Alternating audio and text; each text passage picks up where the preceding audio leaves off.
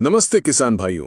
क्या आप भी धान में कल्लों का फुटाव देखकर परेशान हैं और YouTube पर तरह तरह की भ्रामक सलाहों से तंग आ चुके हैं? कुछ लोग कहते हैं कि 60 रुपए की ये चीज डाल दो, कुछ कहते हैं डेटॉल छिड़क दो और कल्ले इतने फूटेंगे कि गिन नहीं पाओगे। किसान भाइयों, मैं आपको साफ साफ बता दूं, ये सब फालतू की बातें हैं। हमारी धान की फसल को इन जादुई टोटकों की नहीं, बल्कि सही पोषण और आपकी मेहनत की जरूरत है। इस वीडियो में हम आपको धान की रोपाई से लेकर कटाई तक कब कौन सी खाद कितनी मात्रा में और किस तरीके से डालनी है, इसकी A to Z सही और वैज्ञानिक जानकारी देंगे। मैं यहाँ कोई फालतू की बात नहीं करूंगा। यहाँ जो मैं आपको तरीका बताऊंगा उससे कल्लों में फुटाव 2 से 3 गुना तक निश्चित रूप से बढ़ जाएगा। लेकिन इसके लिए आपको मेहनत भी करनी होगी और साथ में थोड़ा सा खर्च भी करना होगा। तो वही किसान इस वीडियो को आखिरी तक देखें जो मेहनत करने के लिए तैयार हैं, क्योंकि बिना मेहनत के सिर्फ वीडियो देखने से परिणाम नहीं मिलेगा। तो अगर आप अपनी मेहनत और लागत का सही परिणाम चाहते हैं तो इस जानकारी को पूरा समझने के लिए वीडियो में अंत तक बने रहिएगा। अगर आपको ये प्रयास और जानकारी सही लगे तो इसे एक लाइक जरूर करिएगा। सबसे पहले ये समझना बेहद जरूरी है कि धान में कल्ले फूटने का सबसे सही समय कौन सा होता है। धान की रोपाई के बाद शुरुआती 45 से 50 दिन का जो समय होता है वो कल्लों के विकास और उनकी संख्या बढ़ने के लिए सबसे ज्यादा महत्वपूर्ण है। ये वो नाजुक दौर है जब पौधे को अपनी पूरी ताकत नए कल्ले बनाने में लगानी होती है। अगर इस दौरान हमने खाद और पोषण का सही प्रबंधन कर लिया तो ये समझिए कि बम्पर पैदावार की एक मजबूत नींव हमने रख दी है। पौधे की शुरुआती बढ़त ही ये तय कर देती है कि आगे चलकर फसल का प्रदर्शन कैसा रहेगा। तो चलिए इस सफर की शुरुआत करते हैं धान की रोपाई के साथ। जब आप खेत में धान के पौधे लगा रहे होते हैं उसी समय हमें खेत को एक बुनियादी खाद की खुराक देनी होती है जिसे बेसल डोज कहा जाता है। ये पौधे के जीवन की पहली और सबसे निर्णायक खुराक है जो उसकी जड़ों को नई मिट्टी में स्थापित होने और शुरुआती विकास के लिए आवश्यक ऊर्जा प्रदान करती है। जड़ों का जाल जितना सघन और स्वस्थ होगा, पौधा मिट्टी से उतने ही बेहतर तरीके से पानी और पोषक तत्वों को सोख पाएगा और यही स्वस्थ कल्लों के फुटाव का मुख्य आधार बनता है। रोपाई के समय आपको प्रति एकड़ के हिसाब से एक संतुलित उर्वरक मिश्रण तैयार करना है। इसमें आप 50 किलोग्राम DAP यानी डाई अमोनियम फॉस्फेट का प्रयोग करें। यदि किसी कारणवश DAP उपलब्ध नहीं है तो इसके विकल्प के रूप में आप 75 किलोग्राम सिंगल सुपर फॉस्फेट का इस्तेमाल कर सकते हैं। ये दोनों ही खादें फॉस्फोरस का सबसे बेहतरीन स्रोत हैं और फॉस्फोरस का सीधा काम पौधे में जड़ों का विकास करना है। इस फॉस्फोरस युक्त खाद के साथ आपको 20 से 25 किलोग्राम म्यूरेट ऑफ पोटैश यानी पोटैश भी मिलाना है। अक्सर किसान भाई पोटैश के महत्व को कम आंकते हैं और इसका इस्तेमाल या तो करते नहीं या बहुत कम करते हैं, जो कि एक बहुत बड़ी भूल है। पोटैश पौधे के तने में मजबूती लाता है जिससे फसल तेज हवाओं में गिरती नहीं है। ये पौधे की रोग प्रतिरोधक क्षमता को बढ़ाता है यानी उसे बीमारियों से लड़ने की ताकत देता है। साथ ही ये पौधे को मौसम के उतार चढ़ाव जैसे सूखा या अधिक तापमान को सहन करने की शक्ति भी प्रदान करता है। इसी मिश्रण में आपको लगभग 15 से 20 किलो यूरिया भी मिलाना है। यदि आप DAP का प्रयोग कर रहे हैं तो यूरिया की मात्रा 15 किलो रख सकते हैं, क्योंकि DAP में भी 18% नाइट्रोजन यानी यूरिया का स्रोत होती है। लेकिन अगर आप SSP का प्रयोग कर रहे हैं तो आपको 20 किलो यूरिया डालना चाहिए।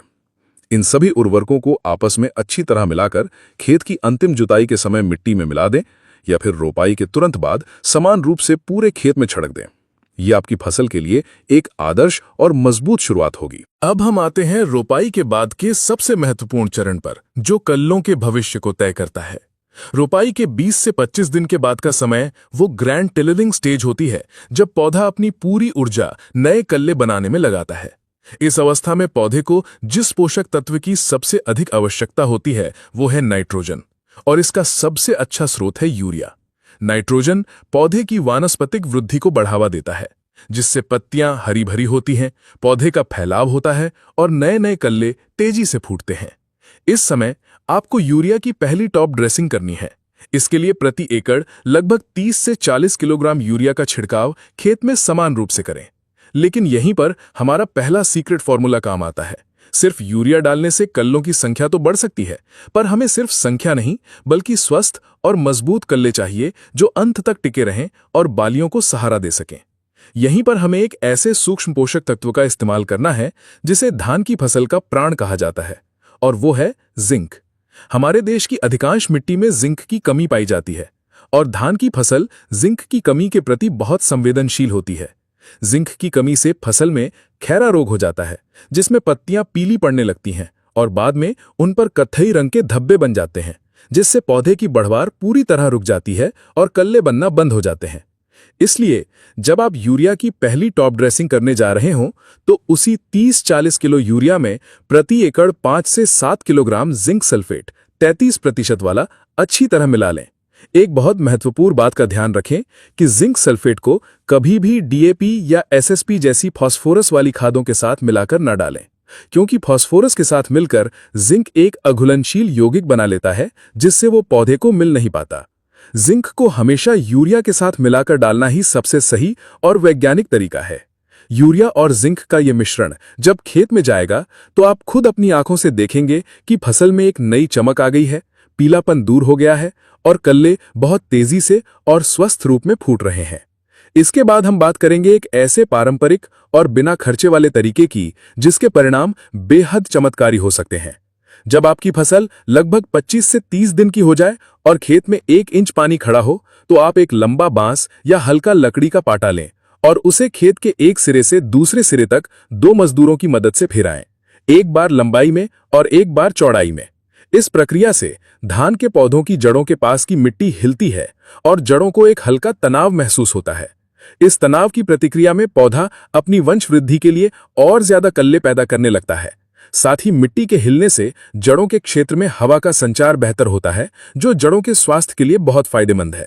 इस प्रक्रिया से खेत में उगे छोटे मोटे नर्म खरपतवार भी पानी में दबकर नष्ट हो जाते हैं। ये एक शून्य लागत वाली तकनीक है जो कल्लों की संख्या बढ़ाने में बहुत कारगर साबित होती है। अब हमारी फसल की उम्र 40 से 45 दिन हो चुकी है। इस समय तक कल्लों के फूटने की प्रक्रिया लगभग पूरी हो चुकी होती है। अब हमारा मुख्य उद्देश्य इन सभी कल्लों को समान रूप से विकसित करना और उन्हें इतना मजबूत बनाना है कि हर कल्ले में एक लंबी और स्वस्थ बाली निकल सके। इस अवस्था में हमें यूरिया की दूसरी और अंतिम टॉप ड्रेसिंग करनी है। इस समय भी आपको प्रति एकड़ लगभग 30 से 40 किलोग्राम यूरिया का छिड़काव करना है, लेकिन इस बार यूरिया के साथ हमारा दूसरा सीक्रेट हथियार जुड़ेगा और वो है पोटैश। जी हाँ, पोटैश का प्रयोग हमें इस अवस्था में दोबारा करना है। इस 30-40 किलो यूरिया के साथ आपको प्रति एकड़ 15 से 20 किलोग्राम म्यूरेट ऑफ पोटैश यानी MOP मिलाकर डालना है। इस अवस्था में डाला गया पोटैश पौधे के तने को अंदर से खोखला होने से रोकता है और उसे चट्टान जैसी मजबूती देता है। इसके अलावा पोटैश पौधे के अंदर पोषक तत्वों के संचार की प्रक्रिया को नियंत्रित करता है। ये पत्तियों में बने भोजन को पौधे के हर हिस्से तक, विशेषकर विकसित हो रही बालियों तक पहुंचाने में मदद करता है। इससे बालियों में दानों का भराव आखिर तक होता है। दाने मोटे, चमकदार और वजनदार बनते हैं, जो सीधे तौर पर आपकी पैदावार में 20 से 25% तक की वृद्धि कर सकते हैं। इन सभी खाद प्रबंधन के साथ साथ 2 और बातों का ध्यान रखना अत्यंत आवश्यक है: खरपतवार नियंत्रण और सिंचाई प्रबंधन। अगर आपके खेत में खरपतवार हैं तो वे आपकी फसल के सबसे बड़े दुश्मन हैं। आप जो भी कीमती खाद अपनी फसल के लिए डाल रहे हैं उसका 30 से 40% हिस्सा ये खरपतवार ही खा जाते हैं। वे आपकी फसल के हिस्से का पानी, धूप और जगह भी छीन लेते हैं, जिससे पौधे कमजोर रह जाते हैं और कल्लों का विकास ठीक से नहीं हो पाता। इसलिए खाद डालने से पहले ये सुनिश्चित करें कि आपका खेत खरपतवार मुक्त हो। इसके लिए आप या तो मजदूरों से निराई गुड़ाई करवा सकते हैं या फिर रोपाई के 20 से 25 दिन की अवस्था में किसी अच्छे खरपतवार नाशक का प्रयोग कर सकते हैं। इसी तरह पानी का प्रबंधन भी बहुत मायने रखता है। धान का मतलब ये नहीं है कि खेत में हर समय घुटनों तक पानी भरा रहे। कल्लों के फुटाव के समय खेत में 1 से 2 इंच पानी बनाए रखना अच्छा होता है, लेकिन बीच बीच में खेत को कुछ दिन के लिए सुखाना भी चाहिए ताकि जड़ों को ऑक्सीजन मिल सके और उनका विकास गहराई तक हो।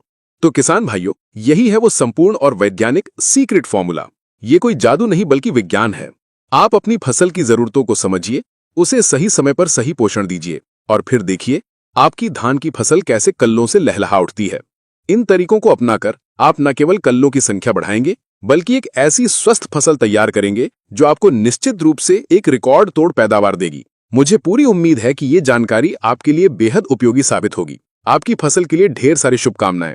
धन्यवाद।